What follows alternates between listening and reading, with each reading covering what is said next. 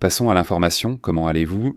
Passons à la diffusion, la deuxième diffusion de la journée, très animée cette fois-ci. Eh bien, parlons de ce qui se passe au Népal. Ces hélicoptères, qu'on sent qu'ils sont là, sont des hélicoptères comme sont des hélicoptères qui s'alignent pour embarquer les politiciens et les emmener ailleurs, pour les sauver. La révolte est totale, la révolte contre le gouvernement du Népal est complète. Est-ce qu'il a déjà démissionné? Je vous dis qu'Apa Sharma Oli, le Premier ministre, a-t-il démissionné Premier ministre depuis de nombreuses années parce qu'il part et revient et il a été ministre à plusieurs reprises. C'est ce monsieur qui est ici. C'est un leader communiste, il a passé beaucoup de temps en prison, il a été persécuté. Et donc, depuis son plus jeune âge, il a appartenu et il a toujours été du côté communiste. En fait, il a eu de bonnes relations avec la Chine et donc, eh bien, en ce moment, il a dû quitter le gouvernement. Il l'a jeté, non. Mais le plus grave, vraiment grave, c'est que les gens sont extrêmement en colère. Ce Premier ministre a toujours été très strict, disons-le, allant même jusqu'à censurer les réseaux sociaux et ce genre de choses. Cette fois-ci, ce qui a poussé les gens à descendre dans la rue pour protester, c'est que, eh bien, la génération Z, en gros les plus jeunes, mais déjà adultes, disons, non, jeunes adultes. Ils ont réagi car on voulait leur retirer tous les réseaux sociaux comme WhatsApp, Telegram, Instagram, Facebook, YouTube, Twitter, d'un coup. Dehors, adieu. Alors, protester ? Les protestations ont lieu un jour, puis un autre, elles continuent d'augmenter, elles continuent de monter. Le gouvernement ne sait pas quoi faire, à part les protestations. Eh bien, tout à coup, sans raison, il commence à leur tirer dessus. Ce gouvernement envoie des gens leur tirer dessus, n'est-ce pas? Ils commencent à leur tirer dessus, et il n'y a rien d'autre. Lors de cette attaque, qui a été menée contre les manifestations, 19 personnes sont mortes par balle, et il y a eu des blessés. Vous imaginez déjà? Cela a fait que la colère était telle. Ils sont allés de maison en maison chez les politiciens pour les brûler, d'accord? Ne pas confondre avec les manifestations en Indonésie, ceci c'est le Népal, n'est-ce pas? Allons rapidement à la carte, car il y a eu beaucoup de manifestations en Indonésie récemment, où ils ont aussi brûlé des maisons de politiciens, n'est-ce pas? Mais non, cela n'a rien à voir avec ça. Oui, nous parlons de cela dans la partie nord de l'Inde. Oui, c'est essentiellement entre la Chine et l'Inde, n'est-ce pas? La Chine est ici, près du Tibet. Là, c'est la Chine, ici l'Inde. Donc c'est là qu'il y a. Le Népal, sans accès à la mer, possède de nombreuses montagnes. Il entretient de bonnes relations avec la Chine, moins avec l'Inde. D'accord, bon, ils ont soudainement eu aussi de bonnes relations avec eux. Mais le point, c'est que, bon, ça a commencé à monter, ça a monté. À tel point que, regardez, vous voyez, on va voir, c'est la maison, ce manoir, cette maison que vous voyez là derrière. C'est là où vivait l'ancien Premier ministre. Il n'y était pas, mais sa femme, oui. Alors, quand il brûle la maison, malheureusement, la femme perd la vie. La femme de l'ex-premier ministre meurt dans l'incendie, non? Et ils ont aussi attrapé le ministre de l'économie, ils lui ont tout enlevé, sans aucun vêtement, et l'ont jeté dans une rivière. Et donc ils sont vraiment furieux. Passons aux détails de la façon dont toute cette situation s'est développée. C'est incroyable. Ravi de vous revoir ici, car plus tôt, nous étions sur une autre émission sur Israël, non? Quand il a tant attaqué le Qatar, imaginez-vous. C'est fou aussi ce qui se passe là-bas entre Israël et le Qatar. Et il va y avoir plus de nouvelles sur le sujet, non? Il y aura évidemment des réactions. Salut, Christy Krantz, comment allez-vous? Claudia Quinedo, Aurora Ortiz, Patricia Monsalve, Leonardo A, toute la communauté qui est ici. Nous ferons un résumé avant d'aborder chaque détail. Les manifestations ont été menées principalement par des jeunes de la génération Z. Ils ont protesté contre l'interdiction gouvernementale de Facebook, Instagram, WhatsApp, YouTube, etc. Cela a provoqué des affrontements avec la police, causant, comme je l'ai dit, la mort de 19 personnes, et cela suite à une attaque d'hispaniques. Après l'escalade du mécontentement public, le Premier ministre a dû démissionner. Cela s'est passé il y a peu de temps, il y a un instant. Il n'a pas annoncé sa démission, marquant un tournant. Ils ont renversé, c'est-à-dire que les jeunes ont renversé un gouvernement qui voulait les censurer, qui voulait leur retirer les réseaux sociaux et leurs moyens de communication et d'expression. Oui. À ce niveau, La rage, la colère, oui. Des jeunes ne vient pas seulement des réseaux sociaux. Le mécontentement et les protestations contre la corruption existèrent déjà, non? Ils s'opposaient à l'élite politique, au manque d'opportunités économiques, aux excès et au luxe. Des politiciens communistes, mais qui vivent super bien, imaginez-vous, non? Cette petite maison-là, oui. C'est un méga manoir, où vivait l'ancien Premier ministre, n'est-ce pas? Et donc, eh bien, il continue d'apparaître des endroits, n'est-ce pas, où ils ont été attaqués? Maintenant encore, en ce moment, celui-ci, c'est le chaos, non? Alors? L'incendie est déjà plus avancé ici. L'incendie de bâtiments gouvernementaux, de résidences, de personnalités publiques. Les manifestations ont eu lieu, hein? Ce n'est plus une protestation, c'est une vraie émeute, n'est-ce pas? Évidemment. N'utilise-t-on pas le drapeau de l'anime Stawat, qui est devenu le symbole de la renaissance de cette rébellion? Voyons de quoi il s'agit. Cet animé ne me dit rien, tu vois? Quelqu'un l'a déjà vu? L'anime Stawat, ça s'appelle Stawat, non? Voyons voir ce qu'il nous met. Qu'est-ce qu'il nous met? Je vais enlever l'image parce qu'il y a des animés, eh bien, vraiment, vraiment pour adultes, alors on ne sait jamais. Ah, d'accord, d'accord, d'accord, d'accord, d'accord, d'accord. Celui-ci. C'est l'image qu'ils ont utilisée. Je ne sais pas si ça fait partie de l'animé, mais regardez. C'est celui-ci, ce n'est pas clair, il est très connu, je l'ai déjà vu. La série animée, comme ils disent ici et là, en anglais. Celui-ci. C'est un... C'est un pirate et tout ça? Non, je ne le confonds pas, je le confondais avec celui-ci. Le gamin qui est un pirate, et il étire tous ses bras, et tout ça ne se ressemble pas. Mais il n'y a rien à voir, il n'y a rien à voir. J'ai déjà vu d'autres images comme celle-ci. Celle-ci m'a semblé similaire, mais non, il n'y a rien. Voir c'est... je ne sais pas ce que c'est, ça ne me dit rien, mais bon, c'était le symbole, c'était le drapeau. Non? Eh bien, pas le singe, mais le petit chapeau, ils ont mis le petit chapeau, comme drapeau, des manifestations. Oui, ce que je veux dire, c'est que... ce sont des jeunes, non? Ce ne sont pas des jeunes qui protestent, qui sont en colère. Le petit chapeau de paille est devenu le symbole de la renaissance et de la rébellion des jeunes, tandis que les hashtags de Nepoki prenaient de l'ampleur en exposant les privilèges de l'élite. Regarde-moi ça, hein? Regarde comment les cultures japonaises, dans ce cas l'anime, sont soudainement adoptées, deviennent une partie du symbole. Au final, c'est la culture pop, n'est-ce pas? Lui, vous vous souvenez de ce Pikachu, cette mascotte de Pikachu qui était présente lors des manifestations en Turquie? Oui, c'était déjà un classique. Il fallait absolument la mascotte, celle de ce Pikachu. Celui qui portait la mascotte disait qu'il le faisait un peu aussi. Également pour... Hein? Eh bien, le faire de manière plus... comment dire? Non, drôle, ce n'est pas le mot, mais plutôt comme si ça donnait comme une ambiance différente, non? Comme alléger un peu le problème? N'est-ce pas quelque chose comme ça? Mais c'est devenu tout un symbole, non? Mais bon.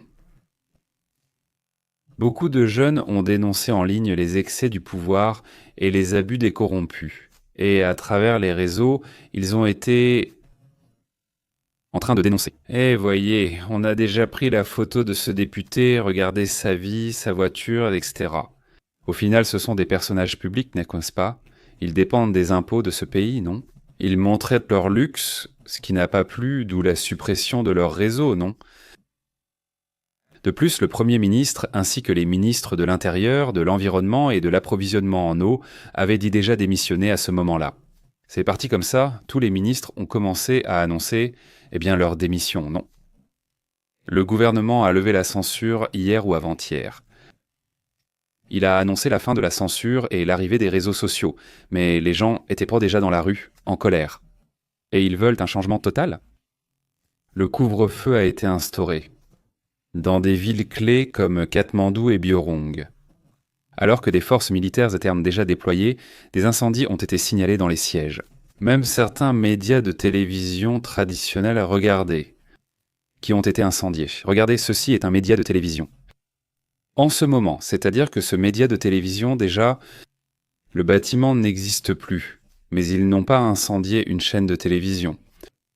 Pendant la rébellion au Népal, c'est le plus grand média de ce pays qui a déjà été incendié.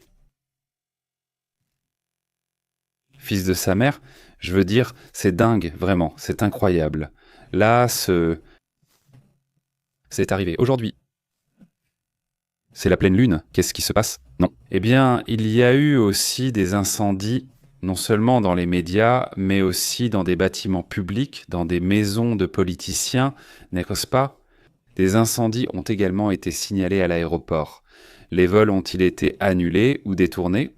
Cette ligne d'hélicoptères prête à décoller pour les fonctionnaires et politiciens que nous venions de voir.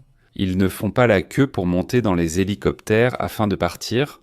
Ce n'est pas pour permettre aux politiciens de partir par les airs, n'est-ce pas?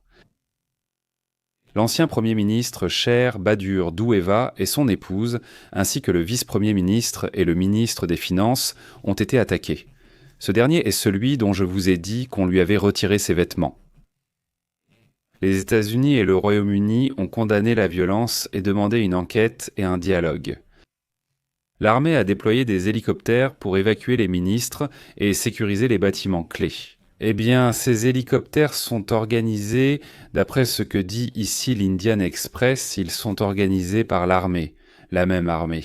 Bon, maintenant que nous avons fait un résumé, passons aux détails. Nous n'allons pas voir chaque détail, parce que c'est vraiment impressionnant. Le Népal connaît l'une de ses plus graves crises politiques depuis des années. Suite à des protestations de la génération Z contre la corruption et l'interdiction de 26 réseaux sociaux comme Facebook, Instagram, WhatsApp ou YouTube, le déclencheur a été cette censure. Twitter, tout cela a de fortes répercussions sur les communications et les affaires du pays. Beaucoup ont leurs affaires sur Facebook et utilisent aussi WhatsApp pour leur entreprise. Et ainsi de suite, non. Ce n'était pas seulement la communication, mais aussi l'impact. Beaucoup de connexions entre les gens. Plus de 17 millions d'utilisateurs ont été affectés, même si beaucoup ont essayé de contourner le blocage en utilisant des VPN. Seules 2 plateformes auraient pu se réactiver après avoir rempli les nouvelles exigences du gouvernement. Toutes les autres, non. Le gouvernement exigeait qu'ils ouvrent leur siège social là-bas et ils ne voulaient pas trop changer, non. Les manifestations ont entraîné de violents affrontements. 22 personnes ont perdu la vie lors de la dernière mise à jour, 100 ont été blessés selon le ministre de l'Intérieur. Il a également présenté sa démission pour des raisons morales, après le décès de plusieurs manifestants. Le bâtiment gouvernemental de Chigandurbar a été incendié et contraint à la fermeture, et en ce moment l'aéroport international a également été fermé. Espagne. Aussi, pour des raisons de sécurité, Amnesty International exige une enquête indépendante sur l'usage excessif de la force. Une enquête approfondie, indépendante et impartiale doit être menée. Exprimée à l'organisme face à cette censure, face à cette attaque contre les personnes qui manifestaient en haut. Le Népal traverse une grave crise et le Parlement a aussi été pris d'assaut. Le Parlement a été incendié ainsi que les maisons de dirigeants importants, y compris la résidence du Premier ministre lui-même et de l'ancien Premier ministre. C'est là que l'épouse de l'ancien Premier ministre perd la vie. Elle perd aussi cela, car cela fait partie de ce qui se passe. Passons à la dernière mise à jour de ce qui s'est passé, car il y a plusieurs points importants. Tout d'abord, il y a une annonce en ce moment. Attends, laisse-moi voir si je peux la voir ici. C'est une mise à jour de dernière minute. Qui parle? Voyons, le voici. Les mobilisations ont également dénoncé le mode de vie des membres de la famille et des enfants exposés sur les réseaux sociaux.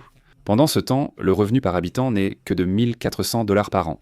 L'épicentre était à Katmandou, mais il s'est rapidement étendu à tout le pays. En ce moment, la police utilise canons à eau, gaz lacrymogène, balles en caoutchouc et balles réelles utilisées à un moment donné. Aussi, ils attirent l'attention sur le fait que malgré ce mouvement si important, on ne voit pas de leadership spécifique. C'est-à-dire, on ne voit pas une personne qui dirige tout cela, mais plutôt de nombreux groupes mécontents, tout simplement en colère. L'Inde, les États-Unis et la France, le Japon et le Royaume-Uni ont aussi été critiqués. Ils demandent de la modération, ils demandent du calme. C'est la révolte la plus dure depuis 2006, lorsqu'il y a eu une révolution qui a obligé le roi à quitter le pouvoir et à ouvrir la voie république.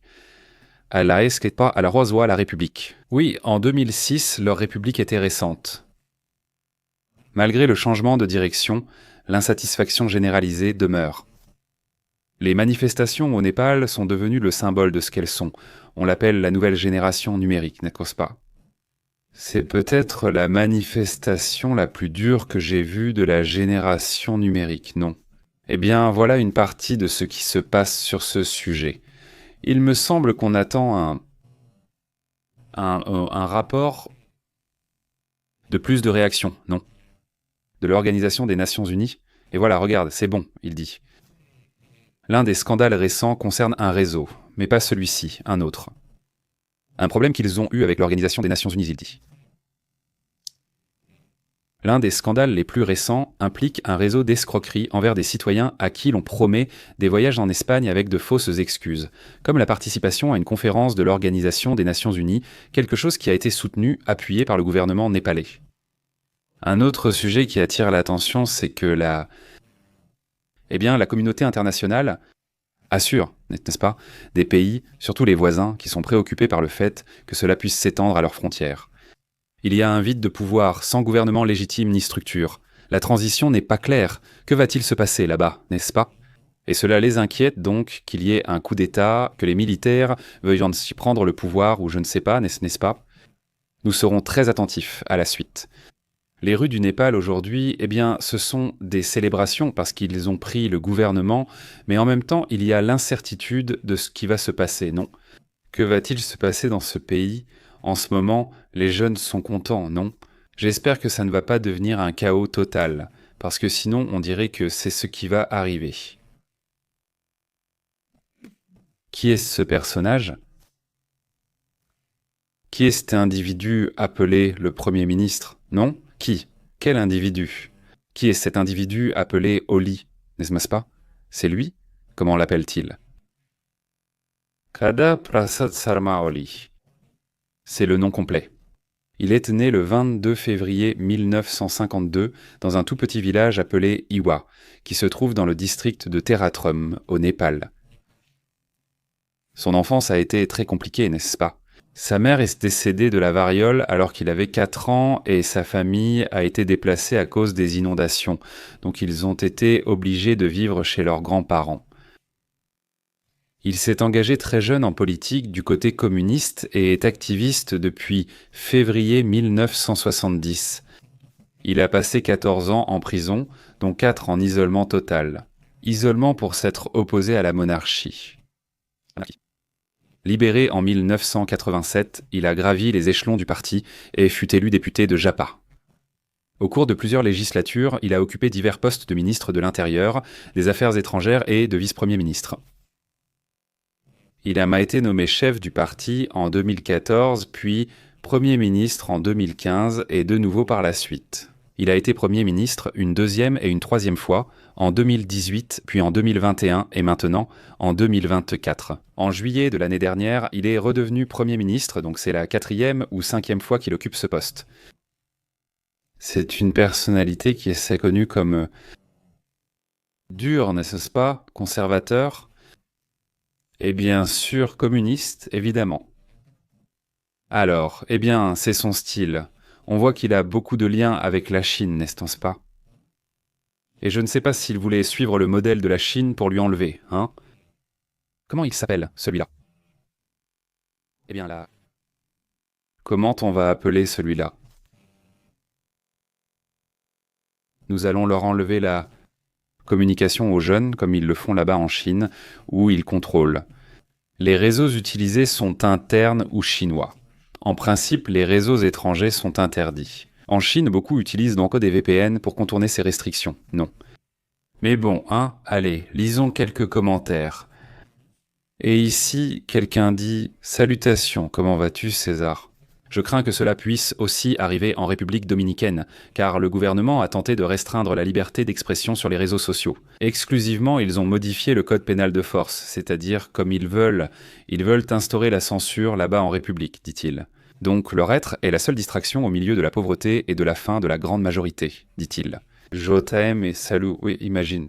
Ce n'est pas seulement une forme de communication, mais aussi de divertissement, d'information et plus encore. Puis soudain, ils arrivent et veulent te l'enlever, tout simplement. Oui, c'est incroyable, non? Il dit, ils ont fait tout ça pour regarder TikTok, dit Francisco Arce. Eh bien, ça va bien plus loin. C'est-à-dire, on parle non d'une façon de t'exprimer, de communiquer, non. Même de faire tes propres affaires, n'est-ce pas? Les gens disent qu'ils vendent quelque chose, mais ne communiquent pas sur WhatsApp. Et ils ont leur petite page sur Facebook. Et je dis, ici, nous, par exemple, n'est-ce pas? N'est-ce pas? Quand on cherche une takriya, par exemple, on la cherche sur Facebook, et là, on commande, c'est-à-dire, on commande par Facebook. Non, c'est-à-dire, on prend le téléphone portable via Facebook, mais c'est là qu'on apprend où il se trouve. Donc, mais souvent par Facebook, c'est-à-dire, j'envoie un message, « donne-nous ton compte, on fait le virement. » C'est bon, après le virement, il nous envoie les tacos, non. C'est le classique. Et donc, c'est finalement un grand marché, n'est-ce pas? Des millions de personnes, n'est-ce pas? Qui achètent, vendent, échangent et tout ce que tu veux, non? Ça va au-delà de la simple censure, non?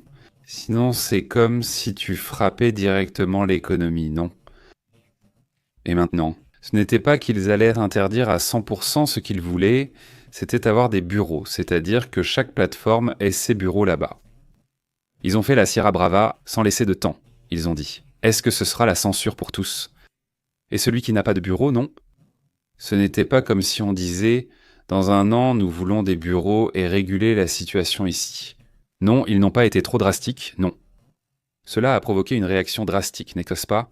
Évidemment.